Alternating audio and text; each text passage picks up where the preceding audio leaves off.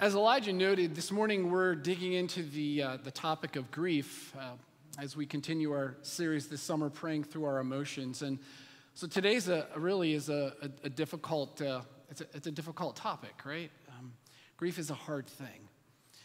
To just kind of lay some groundwork, personally, I just let you know that I've lived through a lot of grief.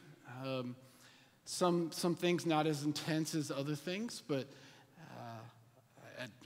I remember my first experience with grief was when I was a freshman in high school, and I had an uncle who died.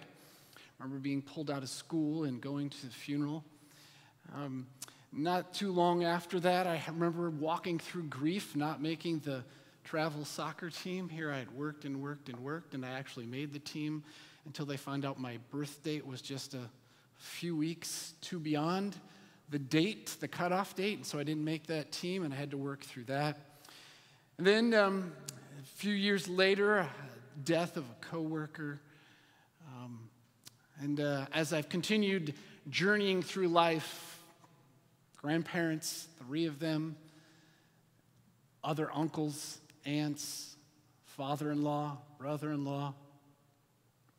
And then probably the deepest grief was walking through the illness of our 4-year-old son and ultimately his death to leukemia back in 2002. So I just say all this to lay the groundwork to say that as we dig into this topic, I personally have walked through the depths of grief. And there are many of us here this morning who also are experiencing grief currently and to have walked through grief. So to get us started, let's just briefly give some dictionary definition to the topic. Grief, as defined by psychology today, grief is the acute pain. It's the pain that accompanies loss. So this is an emotional response to loss, right? And because it reflects what we love, it can feel all-encompassing. Another definition from the Mayo Clinic: grief is a strong and sometimes overwhelming emotion for people.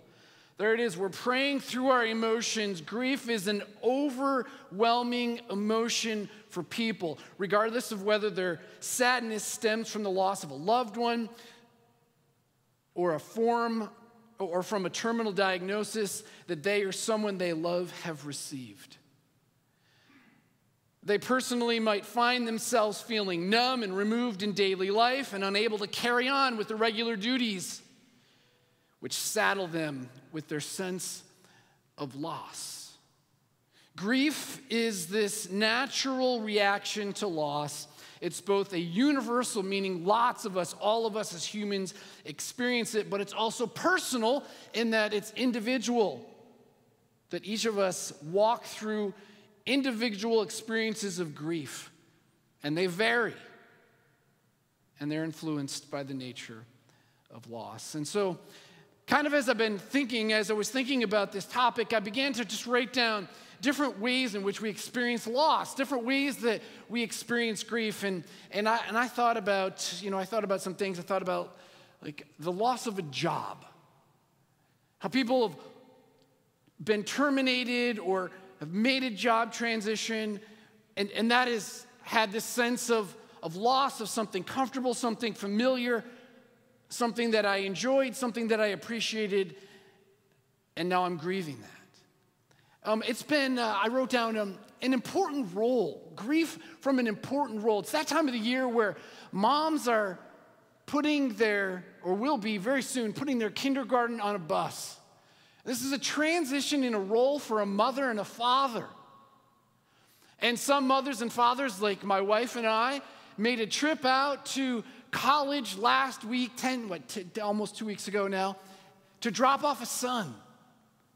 And it's a whole new experience as we're saying goodbye, releasing a child who's now a young adult. There's grief with that. There's a sense of loss.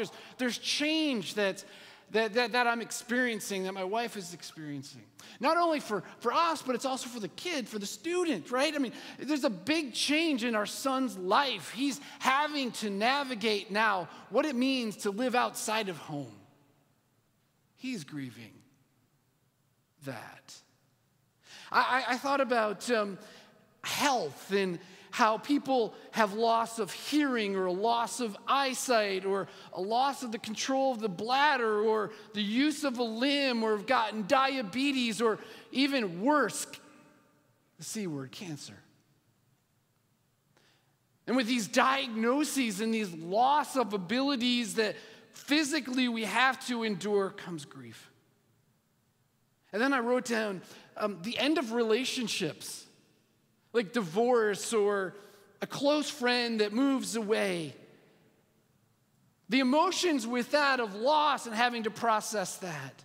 And then, of course, there's the death of somebody close, a spouse, a child, a friend, a family member.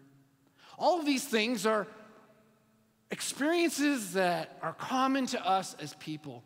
And I wrote these things down and I started to think, what else is out there? What am I missing? And so I quickly did a Google search and I came across an article produced by WebMD. And actually it was a survey that they conducted in May of 2019 and I was shocked to read the conclusions.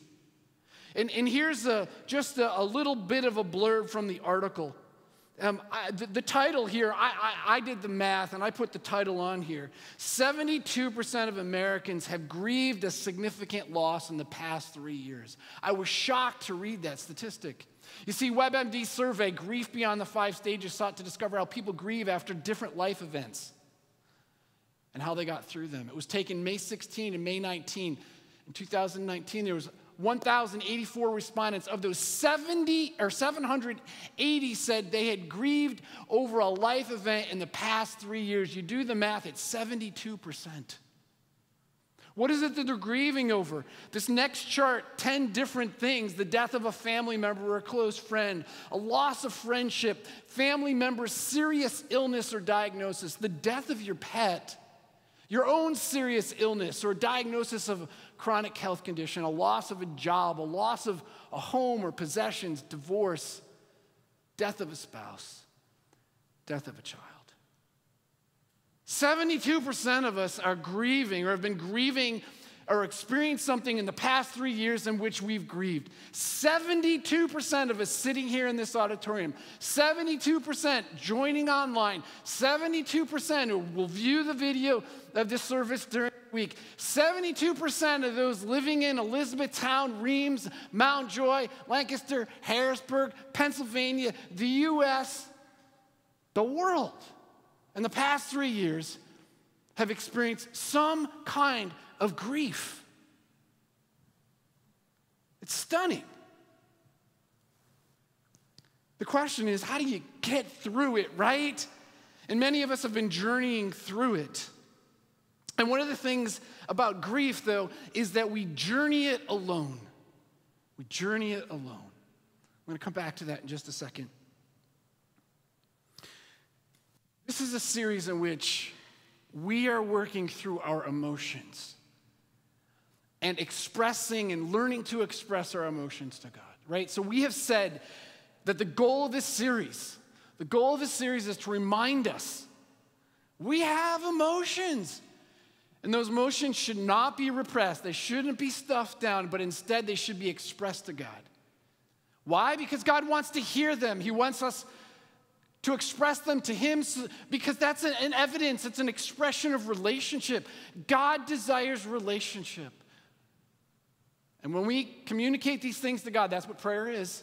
It's being a friend of God, interacting with Him about our deepest thoughts and our deep emotions. Grief is one of these emotions that God desires for us to express to Him. Now, I mentioned that grief is incredibly lonely. It's probably, there's so much to talk about grief. And there's no way we're going to get into everything. It's impossible. This is the big thing, right? Grief is lonely. Grief is lonely.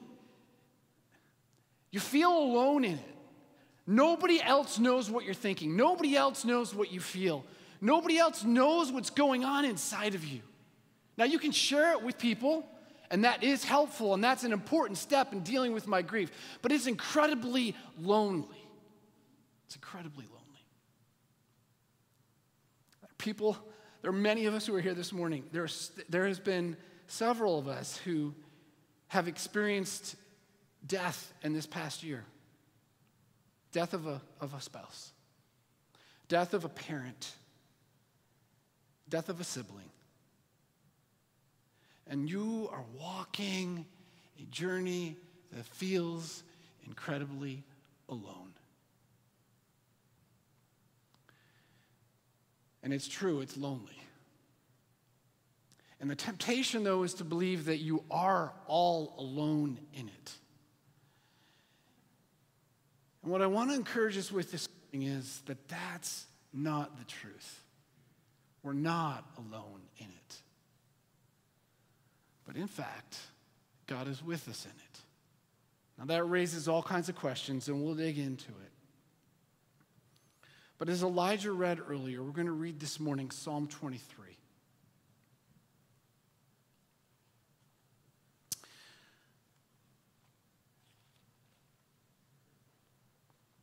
And as we read, I want you to pay attention to how David deals with his emotions of grief and how he talks to God. Psalm 23. It's a psalm of David. The Lord is my shepherd. My shepherd. The Lord is my shepherd. I shall not be in want. He makes me lie down in green pastures. He leads me beside quiet waters. He restores my soul. He guides me in paths of righteousness. Even though I walk through the valley of the shadow of death, I will fear no evil. For you, my shepherd, are with me. Your rod and your staff, they comfort me. You prepare a table before me in the presence of my enemies. You anoint my head with oil, and my cup overflows. Surely, certainly, absolutely, surely, goodness and love will follow me all the days of my life, even in the valleys. And I will dwell in the house of the Lord forever. Now, if we take verse 4, which is the verse that we're going to focus on this morning, and kind of look at this as, it's kind of in the middle of the psalm. And look at verse 4 as being the kind of like the main idea. What can we take away from verse 4? Well, what's the main idea that we see in verse 4? The main idea just is simply this: even though I walk through the deep darkness, there's nothing to fear because God is with me. Right? Even though I walk through the deep darkness, there's nothing to fear because God is where? God is with me. God is with me. Right? And so, in the words of David, even though I walk through the valley of the shadow of death, I will fear no evil, for your rod and your staff, they comfort me. This means that I'm not alone, right? I mean, this is what David is saying. I'm not alone. Now, you may not yet have come to the conclusion as David has come to the conclusion, and you may still be feeling like, even though we read these words, you still feel very, very alone. Grant you that. But this is what David says, right? He says, I'm not alone. He's making this as a statement of fact. I'm not alone. God's with me. I'm not alone. Now, the main idea is even though I walk through hard things, even though I walk through deep darkness, there's nothing to fear because God is with me. I'll just pause, and I want to dig into that phrase, deep darkness, for just a quick second. There's two words here in the original language, this valley, which gets translated into the English, right, the NIV English, the valley of the shadow of death. It's really just two Hebrew words. The first one, the valley, and just simply means a geographical depression, right, relative to the hills around it. So we saw some of those images earlier in the background of some of the worship songs, right? There's a valley. There's two hills. They're opposite of each other, and down below is this valley. And Elijah gave us this picture of us being in the valley sometimes and having to look up, right? Look up. So this is the valley. Valley. It also means to be near or to be in threat of death. That's another translation of this word, the valley. Now that second word, the Hebrew word salmavit, which means deep shadow. It means darkness. It's a condition of darkness that's associated with gloom or danger or something foreboding. It's not necessarily always meaning death. Something difficult, something challenging, something incredibly distressful. There's lots of things in life that bring about grief, not just death. I didn't put this up here, but another translation or another way in which this word is used is to talk about the bags under your eyes. You know how you get dark circles under your eyes when you're not sleeping very good? It's another translation, another way that, depending on the context in which you're reading, this word references it. But lastly, it's this place of death. It's this land of shadow. It's a place under the earth where the dead reside. Right? So it's this valley of deep, dark, shadowy gloom. Now it's interesting, the same word is used over by Job in Job chapter 10. Job is written before Psalms, but it's interesting to read what Job had to say. When he writes this, "Are not my few days almost over?" This is a conversation with God. This is a prayer with God. This is Job expressing his emotions to God. Aren't my few days almost over? Right? He's experienced all this loss. He's experienced sickness. He's experienced the death of 7 of his children. He's experienced the loss of his business. It's like, come on, my days of life are almost over. Can't I just have a little bit of joy? This is pleading with God. Turn away from me so can I have just a moment of joy before I go to the place of no return, to the land of gloom, and there's our word, this deep shadow. To the land of deepest night, of deep shadow and disorder, where even the light is like darkness.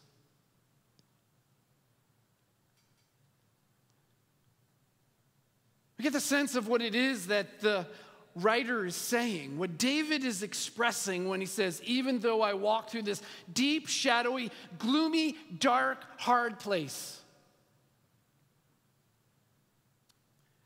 I'm not alone, God is with me, right? 2 thoughts, just 2 thoughts from this text.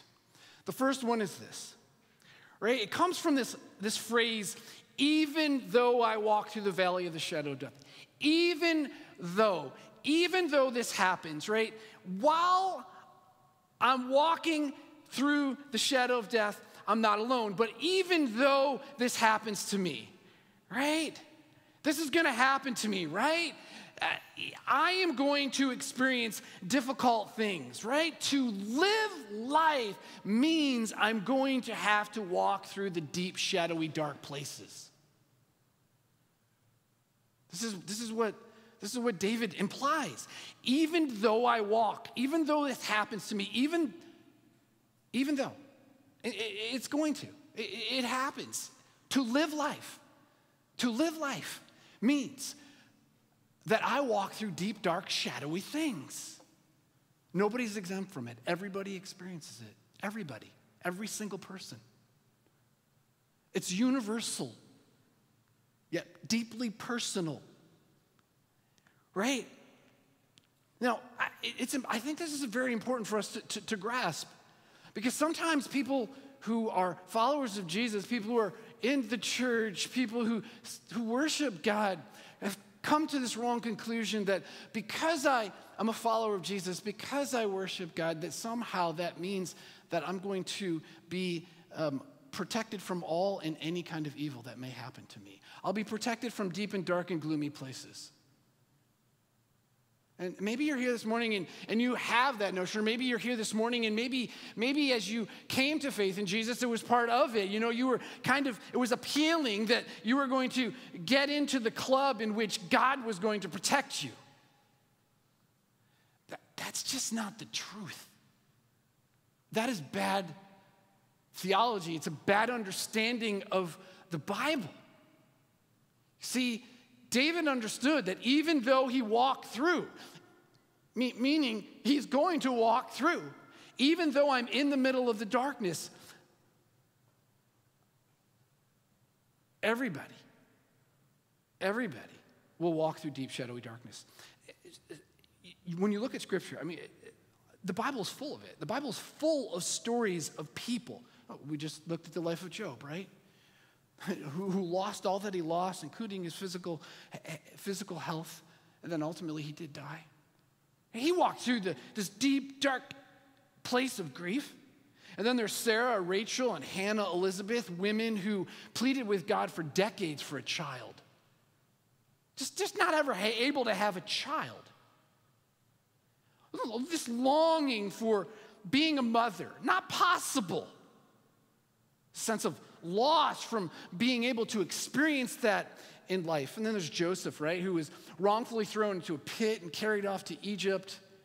And he grieved his family. He grieved the loss of his father. He grieved the loss of his brothers, stuck as a foreigner in a difficult place, enslaved. And you keep going, you flip into the New Testament. I mean, there's tons more characters in the Old Testament, but you flip into the New Testament, you bump into the guy, John the Baptist, right? John the Baptist, who was the forerunner of Jesus, who confronted the king and said what he's doing is wrong, and so the king didn't like it, so he puts him in prison, and then he has him beheaded. And then there's the Apostle Paul, who was in prison, beaten, stoned. There's those in Hebrews chapter 11, the martyrs of the saints, verse 35 through 38, they were beaten, they were chained, they were imprisoned, they were stoned, they were sawed in two, they were burned alive. I mean, these are people that lived. The Bible talks about them. They walked through deep darkness. And not just people, but even God in flesh himself walked through the deep, dark valley of the shadow of death. Right? And so it was Jesus who was rejected. You know the story. You know the way that he was treated, nailed to a cross, died. Even God in flesh walked through the deep, dark valley of the shadow of death. The first thing I think we take away from David's crying out to God is that to live is to walk through the deep darkness. Now, the second thing that I think is important for us to grab is that while we're walking through this deep darkness, even though it's happening to us, even though we're grieving, we're not alone. We're not alone, which is how we feel. But David tells us we're not alone. David tells us that even though he walks through the valley of the shadow of death, there's nothing to fear because the Lord is with him, right? He's not alone. You're with me. The good shepherd is with me. I'm not left to do this alone. And then it's fascinating. When you look at all that David writes through that lens of I'm not alone, and you go back to verse 1, and I just made a big old long list of all the ways in which God demonstrates himself to be with us, showing himself present with us, and we're not alone. He makes me lie down in green pastures. Verse 2. He leads me beside quiet waters. He restores my soul. He guides me. He comforts me. He prepares a table for me. He anoints my head with oil. These are all things that David says that God does, that the good shepherd does. In other words, he's not alone. In every single verse, every single almost phrase that David is expressing in his complaint to God, his grief to God, he's saying that God is with him. Even though he's walking through the deep, dark valley, God is with him. He's not alone. So to live is to walk through the deep, dark valley, but while walking through the deep, dark valley, you're not alone. All right, so we get this far, right? And you're still saying, okay, well, that's fine. That's Bible stuff. That's these people who, yeah, this is what you say in church. Yeah, but I'm alone, and this hurts, and I'm in this deep, dark valley. And that's true. You're alone, and it hurts, and you're in this deep, dark valley. So let me ask you this question. Who's with you in that deep, dark valley? Who's with you in the deep, dark valley? I mean, if you are saying that God isn't good or that God isn't strong enough, that God has deserted you, then who's with you in the deep, dark valley? If it's not God, then who's there?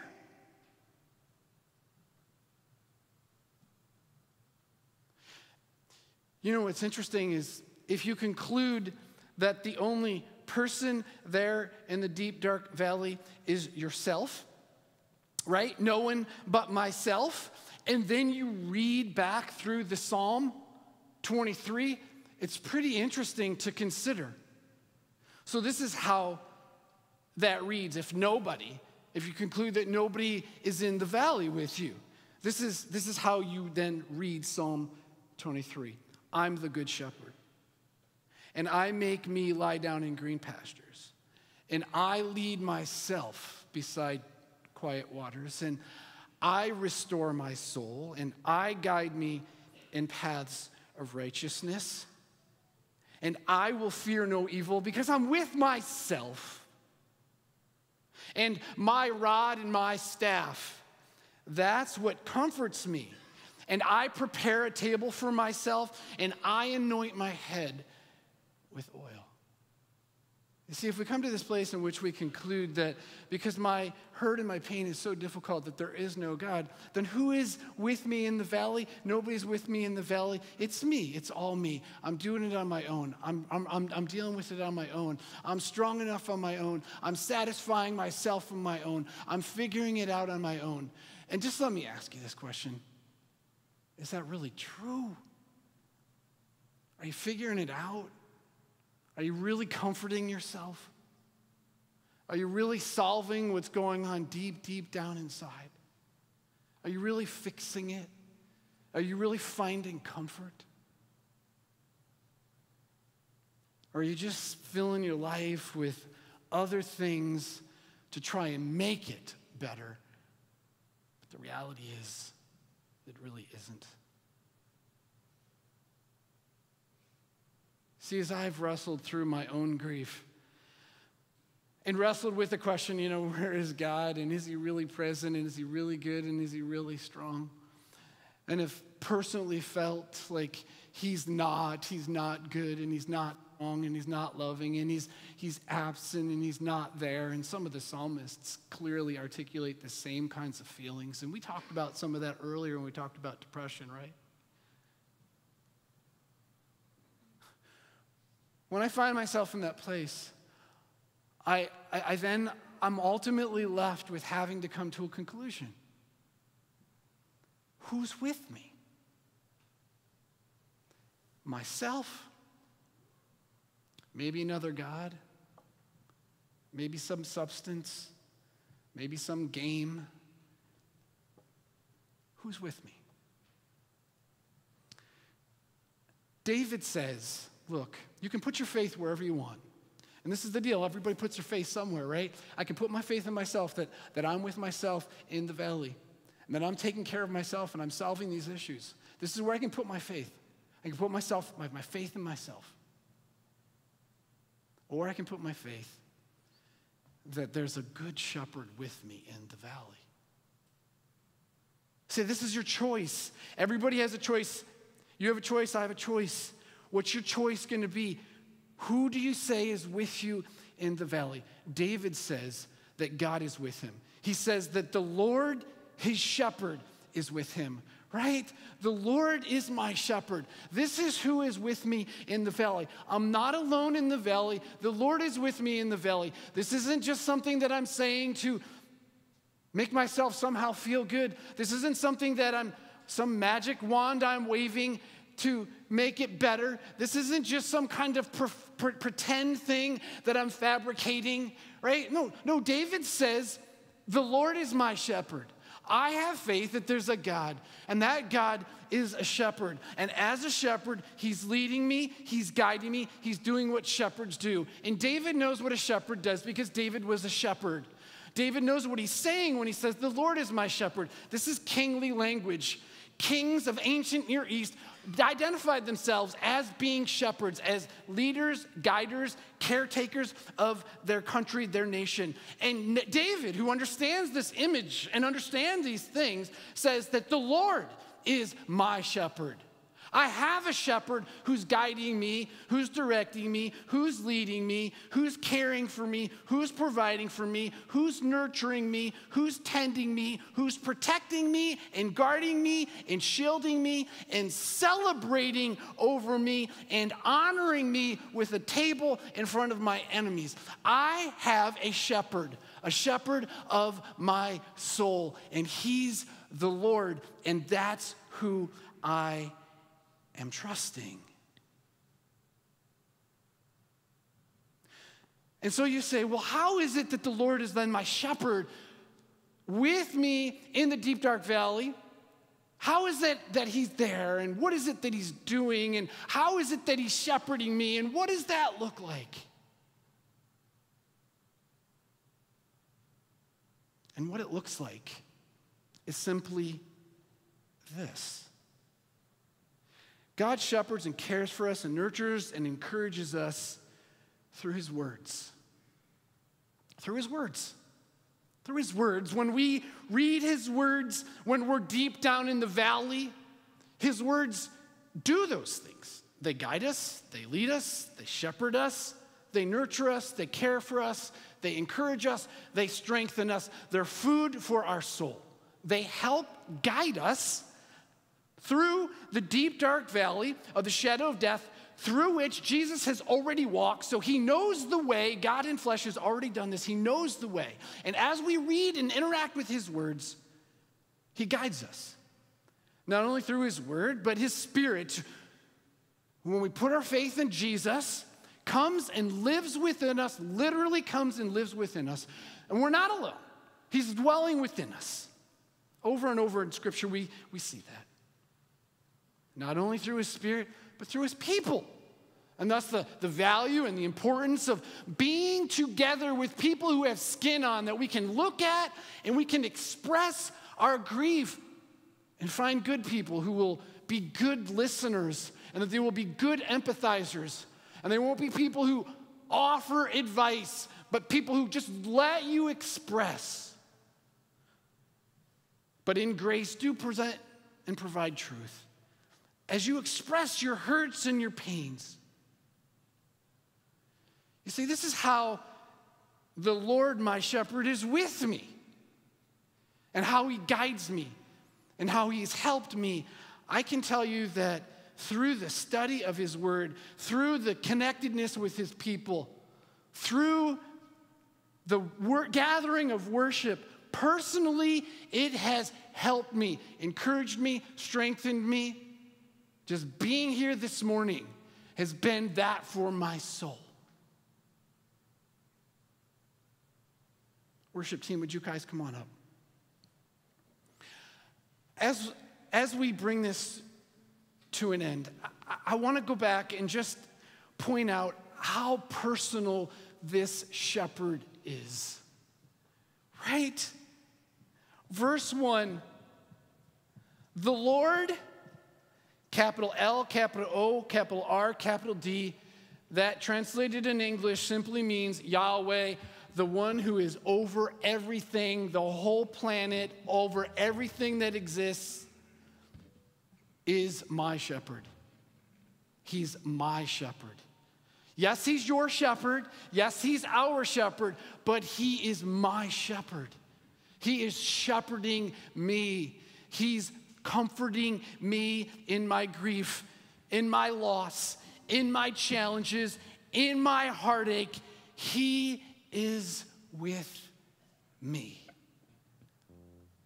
He's comforting me. And I don't have to fear any evil. Who's your shepherd? Who's with you in your valley? Is it just you? Are you leaning on just yourself? Or do you have a good shepherd who's shepherding your soul?